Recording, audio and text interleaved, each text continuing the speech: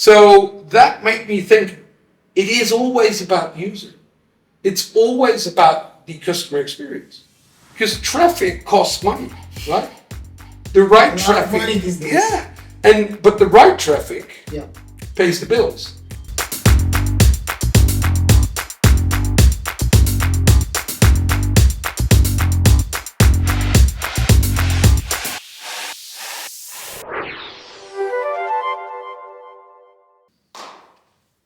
Hello everyone and welcome to a new episode of the CVO Life. I'm here with Arnout. He's a fantastic, one of the best digital marketers in Europe, a veteran in optimization, in SEO, in PPC, and he has this customer-centric approach. So welcome to the show, man. Thanks for having me, Valentin. Wow. So the first question that I have for you is how you've got to change and to shift your mentality towards customer centricity. Like what happened, or it was a trigger or all the time? It was, so when I started, when I was in SEO, right, back in the days, I basically had a client and we had a deal where I'd only get paid if I'd make him more money. Yeah. Right?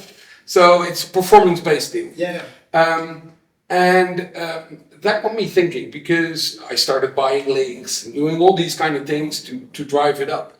But then I started thinking, but actually, it's not about getting more people. It's about, this was a company that was renting out holiday homes, right? In Amsterdam, pre-Airbnb. But I started noticing, if I can rent out a 3-bedroom apartment for 7 days, I only need to rent 10 out instead of trying to rent out 5 or 50 short stays of 1 bedroom or studios. Right? So that got me thinking. It's like, okay, so actually it's not about traffic. Yeah. It's about getting the right traffic, and it's about how to resonate with people. Yeah. Right? And acquiring the right customers. Yes, because if you do that, then it becomes very easy, right? Yeah. You make money as if it's... So one of the things I started doing is I started monitoring the questions that came in. So under every listing, I'd have a form. And the form basically said, do you have a question about the area or the apartment? And I'd get feedback, right? I get straight feedback. I'm missing a photo of this. I want to know the exact location. And so we could optimize the page. Yeah. Which led to less questions and more bookings. But at the same time, training the customer servers to actually not trying and answer it within 5 minutes, but to take the time to write a proper response, would get us 75% of questions leading to a booking. Yeah. So that made me think it is always about user. It's always about the customer experience. Because traffic costs money, right? The right traffic. Money these days. Yeah. But the right traffic pays the bills. And in the end, when I started doing that, so in the beginning I had more traffic, but I was only seeing little increases, so I could only invoice 500 euros. But when I started focusing on that, I was suddenly able to send 5K invoices a month. Love it. And that always stuck to me. And I think what you'll find is the best people in our industry, they are they're irritated easily. They don't like inefficiencies.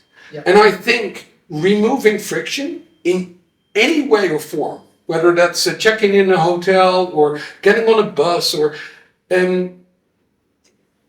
you're putting the customer first. Yeah. Because if I experience friction, everybody experiences friction.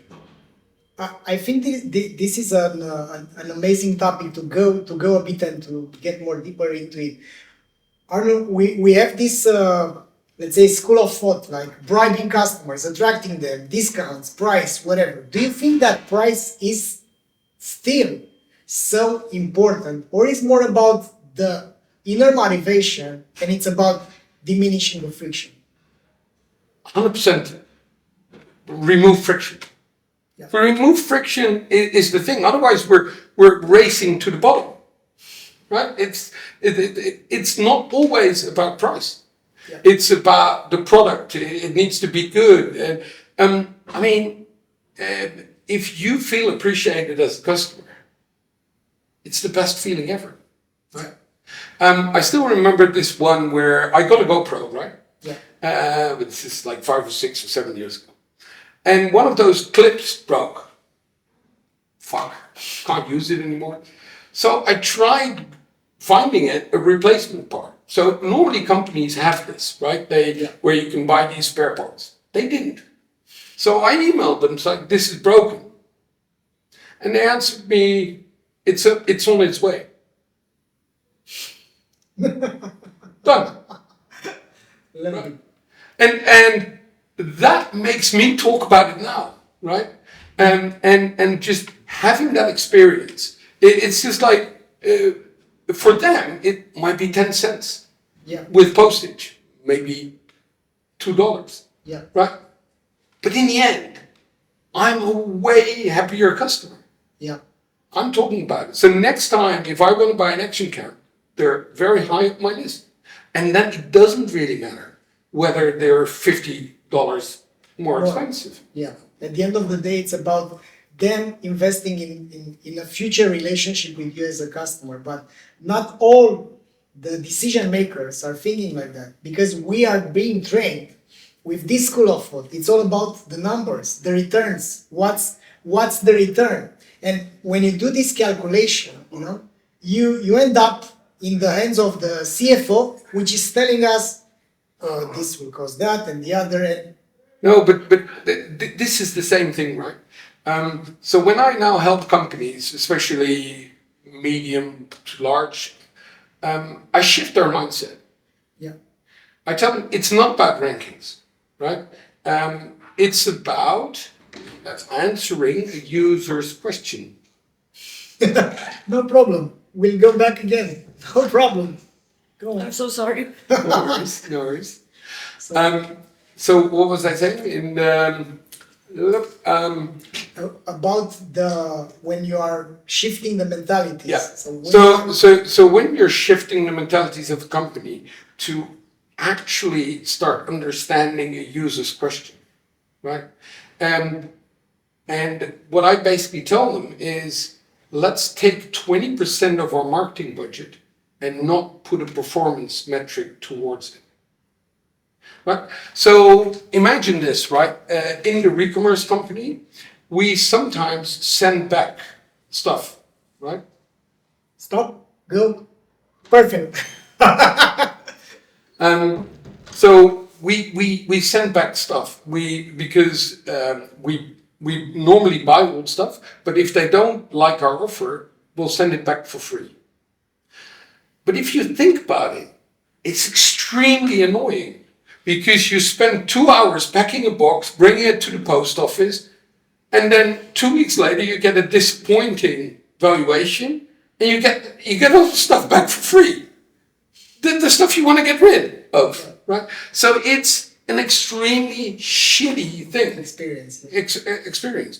So what we started working towards is what are the ones that we can't buy?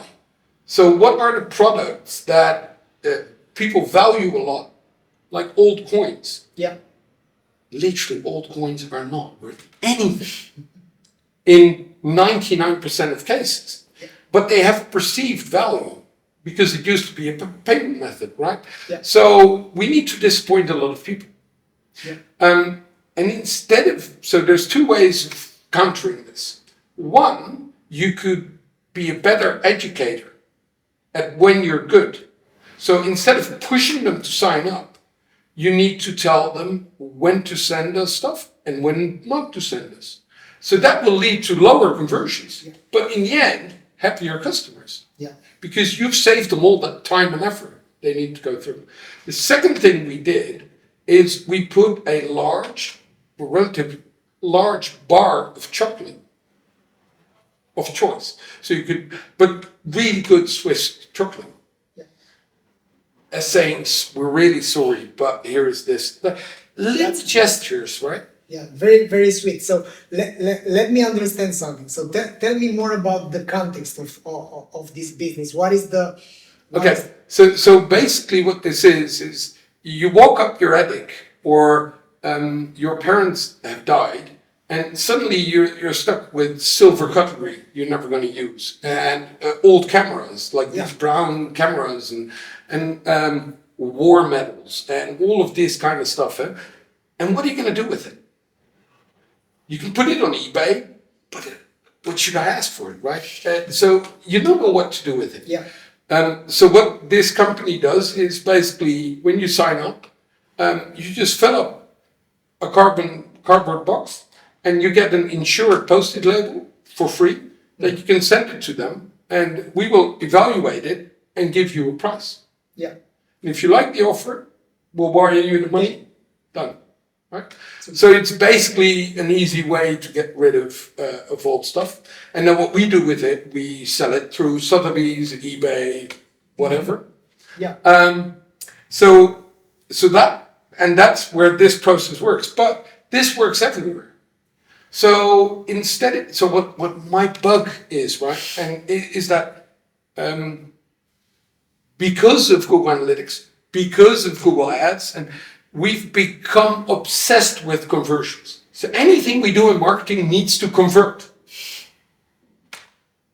How is being nice going to help you in the same session in a conversion? It's not going to help you, right?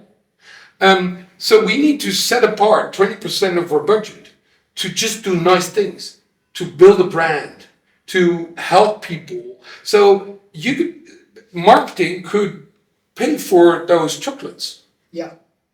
Right?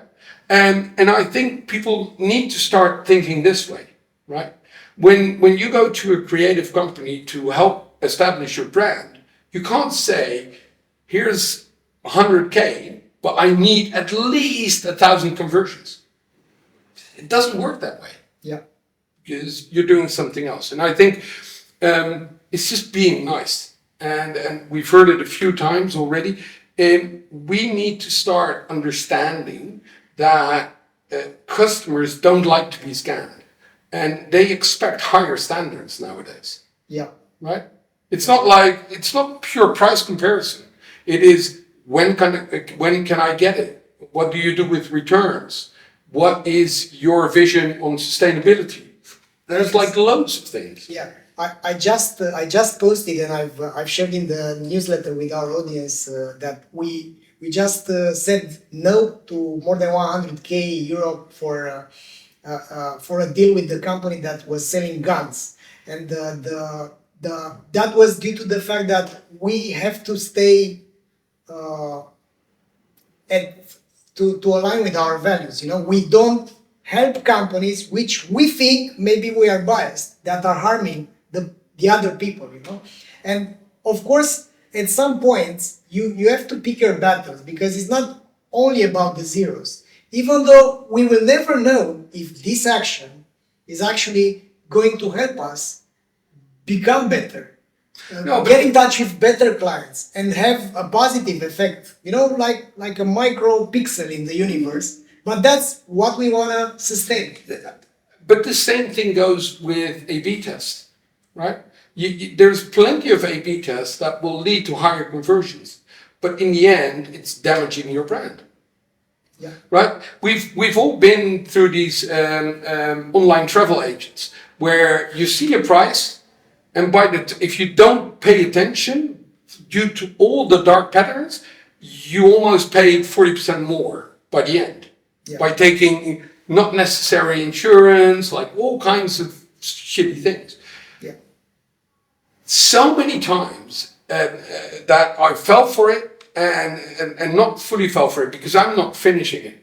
But see how damaging that is to the brand. It's a short-term win, putting dark patterns in, right? But you get a brand like Ryanair. Nobody really likes that, right? Yeah. And if you go to EasyJet, it's a lot more transparent. Yeah. Right? And it's these kind of things. Just be fucking nice, right? It's so simple. Yeah. And it's not about the bottom line revenue, because in the end, it doesn't add up, you're going to lose the battle. Yeah, there is a report from KPMG. They've made this research regarding where is the break-even point, where being more nice is going to harm the P&L, the bottom line. And this kind of approach is like basically you need to respect the under-promise over-deliver principle to your customers. But what they've done, they've evaluated how much should you over-deliver and where is the break-even point. Because if you're under-delivering, you're not having happy customers and you think that you're making money.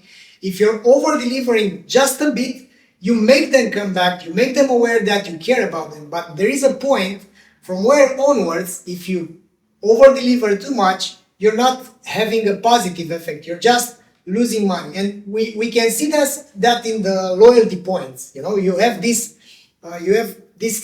frenzy about, hey, you have tier silver and then gold, and then let's pay back to our loyal customers. And there are some customers which don't really care about having a better deal. Maybe they care more about saying thank you or treating their support ticket more faster. I think this is the whole point, right? Not every person is the same. Yeah.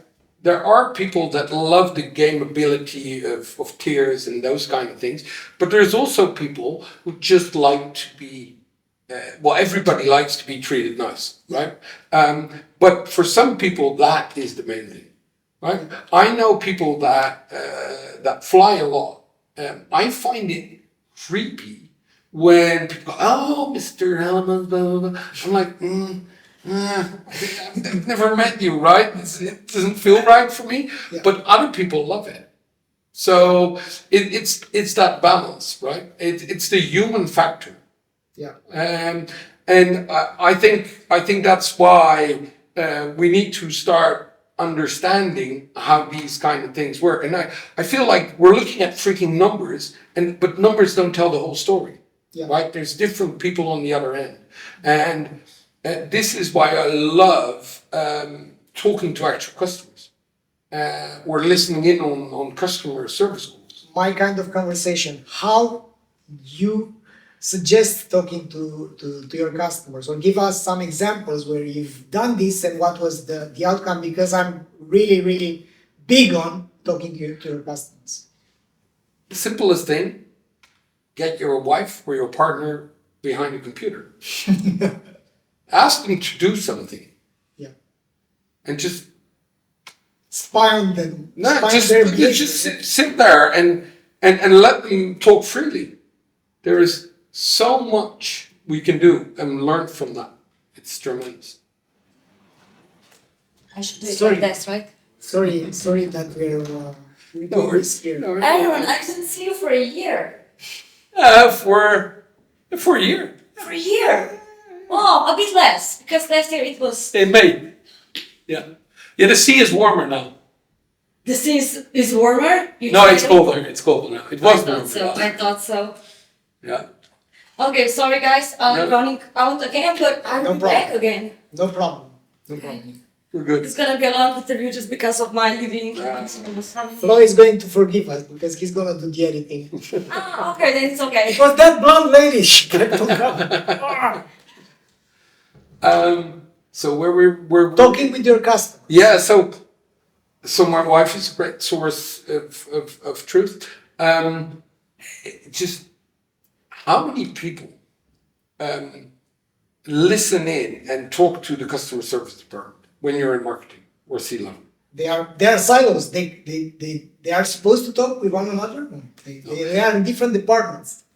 I don't know if you've seen that series, Undercover Boss. No. You'll love it. So Undercover Boss is basically, it's in the US and the UK and also in the Netherlands. It's basically a C-level executive of, say, a fast food restaurant is looking for a job change. So they become a cleaner, they become a cook, and that's when you start noticing is that they think everything is a certain way. In some cases it is, in some cases it isn't. Yeah. So it's very important that you get these kind of insights. So what I tend to do is get the customer service department out for drinks. Learned it from Craig Sullivan. Works like a charm.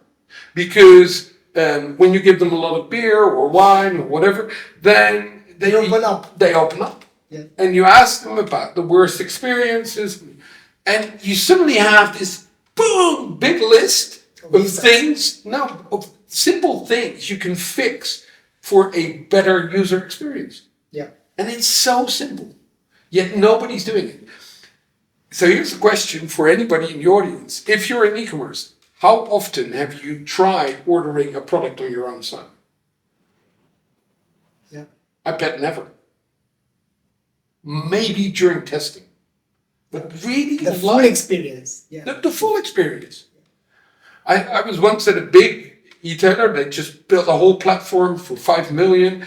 And I was there for just a quick chat because I knew the guy from before.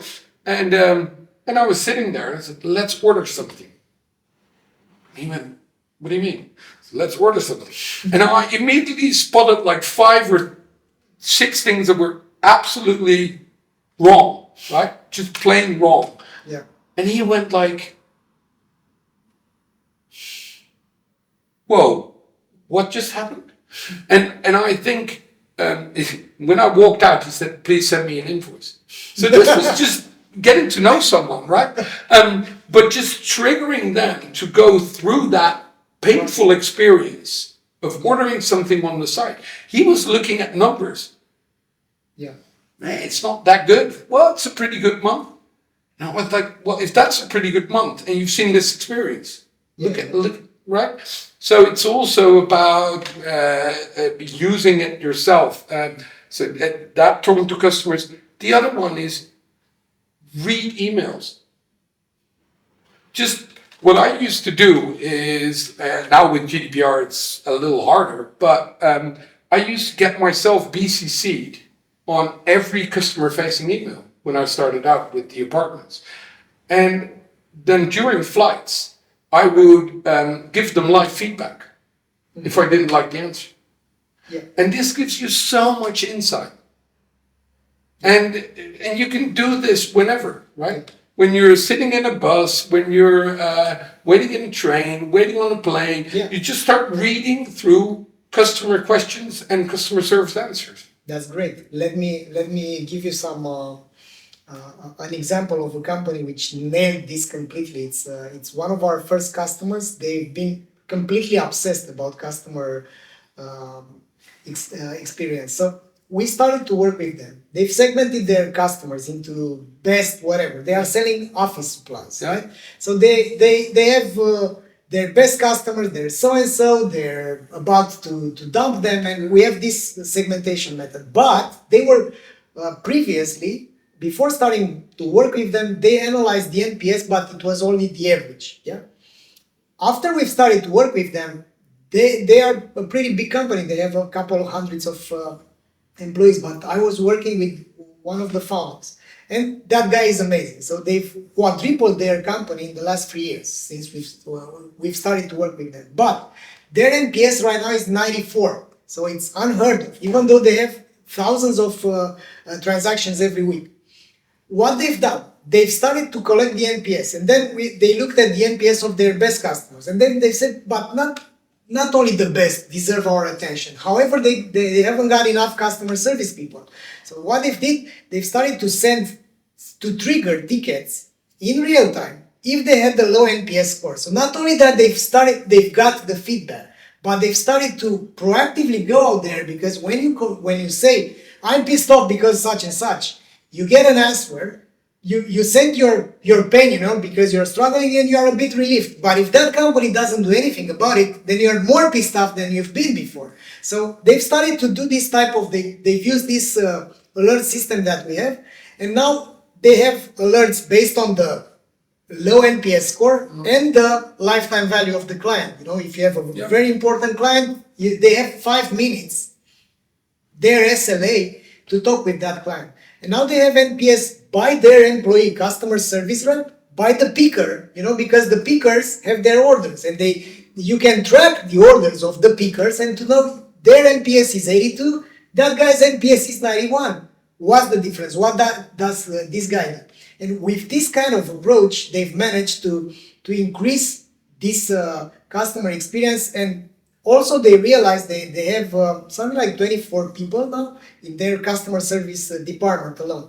And they are always putting the best to talk with the worst, because they need to emulate what's the best doing, what's their best customer service rep doing. And I think that's how you listen to your customers, and also another thing that they are doing, and I'm going to finish, they always have a list of the top issues that the company has in terms of customer experience.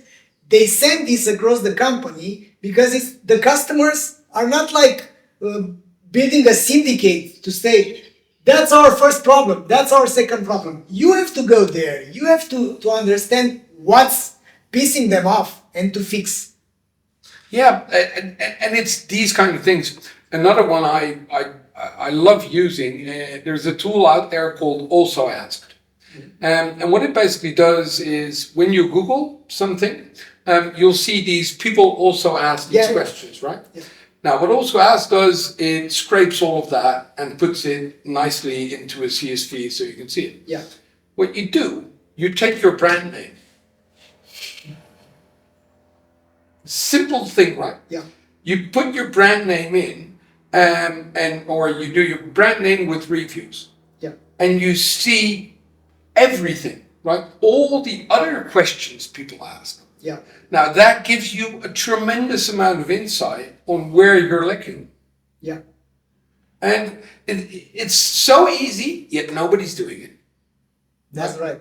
And it's these kind of things that do you really want to? You need to know what people are saying about you, and because it as a starting point, right? Because that company probably, if you do it for them, they'll only have like lovely reviews and people are saying the right things about them. But when you start out as a consultant at a company, I always do this search because it just helps me pinpoint if they are fucking stuff up or not. Right? Yeah. And I think, so there's so many ways to listen to your customers, but in the end, it's also, so say you're in e-commerce, here's another example, right? I don't get why you're selling dishwashers. Right? Now, if you're selling dishwashers, in the Netherlands, you've got a company, and what they do is they answer all the questions you have in that process of getting a dishwasher. They charge about 10% more than the cheapest. But their premise is everything for a smile. So even buying a dishwasher becomes very easy because you can see the reviews, you can see expert reviews. It will compare like these are the 3 highest rated, this is why this is good. And it's so easy to get there, right? And yet all the other companies, they basically take the fact sheet of the company and the description and go, there you go. But even features, who the fuck gives a shit about features? You just want that thing to run at a set time and you have a few things you want to know. I want to know how long it will take. I want to know, have some kind of indication that the dishwasher is on, and I want it to be able to run in like 3 different levels. The rest is fine. Yeah, save me time, give me clean dishes. Yeah, exactly. And don't break down in the first year. Yeah, right. But that's it. So for me, having a feature list is absolutely useless. Same with the washing machine. I later learned that I need to look at how many rotations it will do because it will save cost in drying the garments. But these kind of things, most websites just show, this is the number of runs per minute. Who gives a shit? But if it says this is great for families because it's fast and it can do big loads, then I'm like, I have a big family. That's for me. Right? So it's these kind of things that companies need to start thinking about. It's the same, right? You just listen to your customers. it's so important right now, especially because we are having this transition from growth at all costs with profitability, and it's I think it's a great opportunity for companies which are still struggling to achieve that, because it's so cheap to get this kind of feedback and to fix what's broken in your customer journey. It's like they are debugging your customer journey, but you have to allow that to happen as a decision maker. And while many companies are running out there to change the bids, to do some other TikTok, whatever, they are investing a lot of energy into acquisition and this type of getting customers. The other customers, the other companies, the customer-centric ones, they have this huge opportunity to mainly scale their business in a healthy way by doing this simple thing, using their ears more than their mouths. Yeah, and another thing that bugs me, right, is you've got a lot of SaaS companies. Mine included. Exactly. Yet what I see is they spend a ton of money on acquisition, on doing A/B tests, getting more people in. How many of them have proper product analysts and data on how people are using your stuff? Few of them. Very few. But that's where you make money, right? Acquiring a customer can be a pricey thing, right? So you get them in for, say, 2,000 euros. Now they need to subscribe to your tool at 200 for at least a year or 10 months before you're going to make money. Yeah. Now, isn't it a lot easier to give them a happy flow using your tool, getting feedback loops in and all kinds of stuff where you can make them welcome and so they don't leave? Yeah. Because if they leave within the first year, you've lost your money, right? And I just can't get it in my head why not more companies are focusing. I think one of the reasons is the lack of knowledge, and another reason is that it's pretty unsexy, you know? It's not... I think it's that. You can't brag that, hey, we've retained 12% more users with this kind of new flow. It's ridiculous, right? Yes. Because that's where the money's at. Yeah. If you reduce churn by 10%, massive. Yeah, massive impact. Because there's no cost involved in it. Well, you need to improve your product, but that's going to help anyhow. But 10% less. So you don't need to acquire 10% more at a way higher cost. Yeah, exactly. And the game is changing. However, the opportunity is going to shrink. So it's not like these companies will be here forever. We are already seeing some consolidation, you know, because there are e-commerce companies can't make it anymore without other points of sales, going through retail chains, building their own points of presence. That's happening due to the higher acquisition costs. For God's sake, we've seen that even the big companies out there are laying off a lot of people because they weren't sustainable. And that, anyways, we're not getting into the reasons. No, but the big economy and whatever. But I don't really get it. To just satisfy your fucking user. That's what you need to do. Yeah. And I think one of the things that is slowly shifting is we've become very one-dimensional because we've looked at data, sessions that convert, those kind of things. But what I keep telling people is like every session is a person. It's a human. Yeah. Don't fuck off another human. Right? If you send them through a 404, it's a terrible experience. That's right.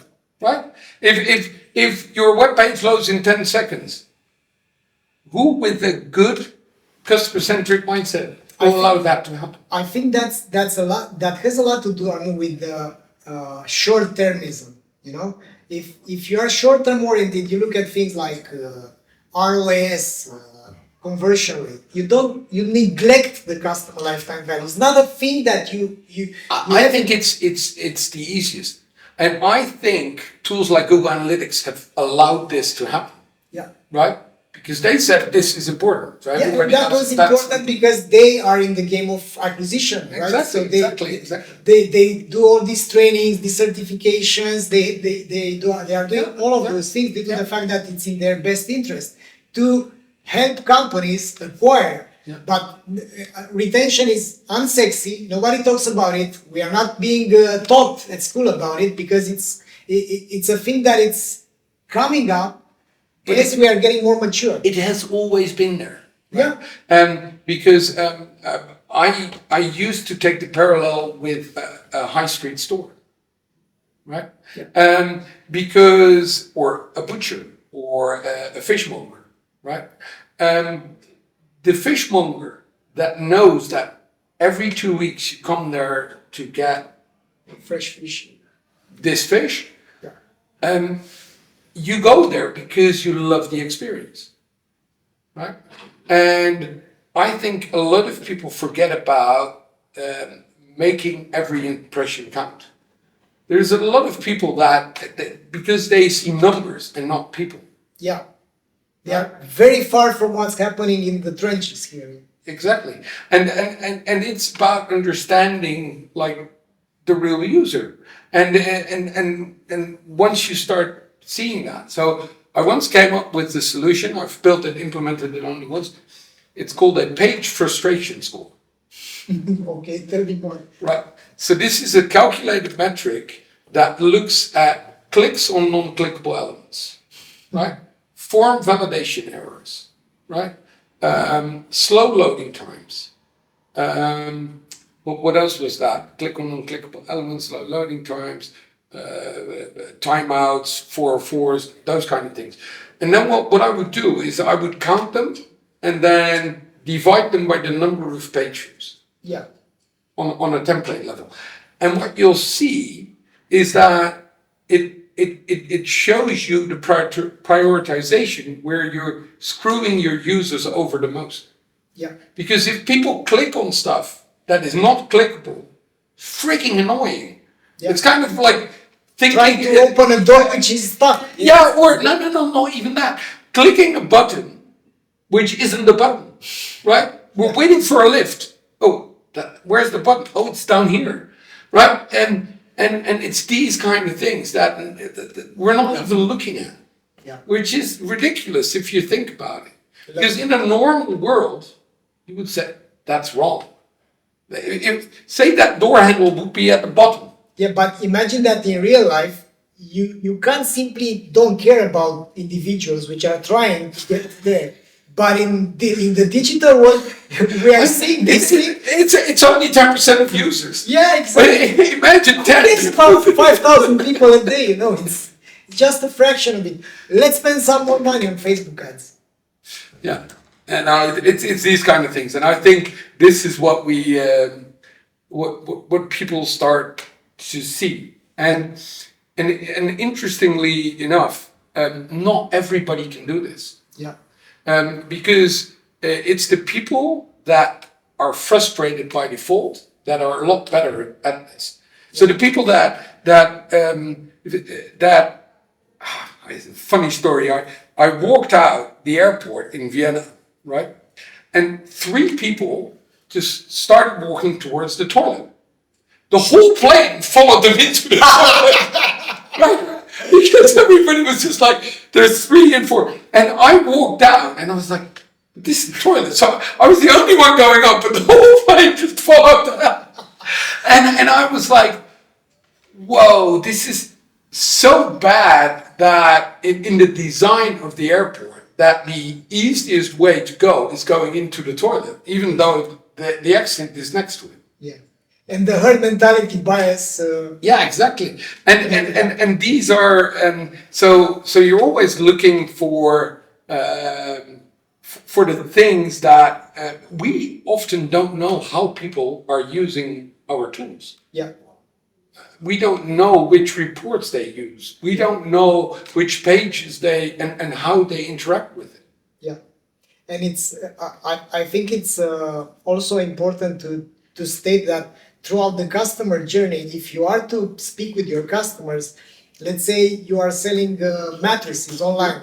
You need to know what's the feedback when they got it, how easy it was to unpack, because I'm talking out of frustration here. It was freaking hard. It was like I had to call a friend to help me out to freaking open it and put it because it was like this. And that's the first part in the customer journey. Then you need to know, are your customers sleeping better 2 weeks, 2 months after that? Are you instructing them on how to sleep and the fact that they will get some back pains initially because they have harder mattresses and they are coming from a softer one? So those kind of things happen, but if you don't use your ears to listen to that, you will have the same default customer journey and you will just ship products from A to B thinking that you've done your job as a retail company. Exactly. And I think what is fun, right? So I see more and more companies that I'm working with, they move towards that, or they get somebody in to really embed it, right? Yeah. And so the question should be, with anything you do, does it help my customer? Yeah. What's in it for the customer? Because if it's And not what's in it for me, because what's in it for the customer, right? ends up to be what's in it for me. That's the whole idea, because we have this obliquity, you know. Yeah. If we want more money, help others make more money. If you want to be happy, make others happy. It's so simple. So a fun thing, right? I've got more than enough clients. I've never ever done any advertising, and I don't take cold leads. I just don't. Because the easiest way to sell your service is by giving them an excellent experience. Sorry, the blood coming in. No problem. We will wrap it up anyways. Yeah. Hey, Valentin. How's it going? It's perfect. Thank you for being so patient. Oh, it's okay. Sorry for being an egg, like constantly. No, You need no, to send it. it's You your need to job. send it. You need to. Yeah. It's your mission. It's your You need to send it. You need to send it all the time. About, right? Yeah, I know. She probably has done it with me as well. Yeah, of course. But your video, the best video in the world. Thank you. It was so brilliant. Thank you for that. Thank you. So where were we with the? So in the end, just giving them a really good experience is the easiest way to sell. Yeah.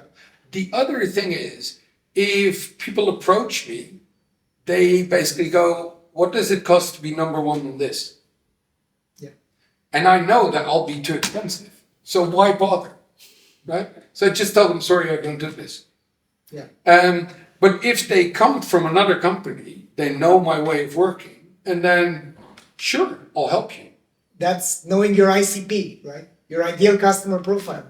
The easiest way to fit that is to work with them, and a few of those will sell your services, but they will only sell it if they see a match. Yeah. It's wonderful. It's perfect. You have the network doing the job for you, which is basically that's the mechanics of growth for any company. Why should you invest and bribe customers into buying from you when you have your existing customers doing the word of mouth and having the network effect work for you? It's a lot easier. Yeah. Right? Still, the last part is so ignored, you know. I mean, there are so many companies struggling and Yeah, but it's also because they are not being led in the right way. yeah. It's Andre Morisca has this saying, I keep on repeating it, because we have this goat in Romania as well. The fish starts to stink from the head. yeah. It's always like, look at the leader. If a company, if the company's behavior sucks, I think it's not about the company, but it's about the leaders. Yeah. Yeah, no, I completely agree. And I think this is the thing, right? And if you just deliver good work, Yeah. that's all you need to do. And I see so many companies delivering mediocre work, or mediocre products, or mediocre experiences. And wondering about why they have less than mediocre results, right? But yeah, or even, well, we've got good results. Yeah, but your experience is shit. Imagine how much you could make if your experience was awesome. And I think it's a great moment to wrap it here. So it's about providing awesome experiences, and that's not so hard to do if you have the, let's say, inspiration to do a very simple thing, which is talking to your customers and making their life easier. Yeah, just remove friction. We shouldn't have any friction. Just remove friction. Done. I'll remove the friction of finding out Arnout right now. So where people can find if they want to follow me. Yeah, you can find me on Twitter. You'll see a mayonnaise logo, but that's actually me. So it's @Hellemans. Or connect with me on LinkedIn. But say that you listen to this show. That's always good. I'll accept you and whatever. You know what? I'll be speaking at Conversion Jam in October in Stockholm. So if there's anybody from Stockholm, so that should be good fun. And if you're ever in Amsterdam, it's a beautiful city. Well, you know, right? I know that. So that's where you're a great host. Thank you. Thank you. Yeah. Perfect. Thanks a lot, Arnout. And thanks everyone for listening. We'll see each other at the next episode, which will happen, I guess, from here as well, from In Orbit, Slovenia.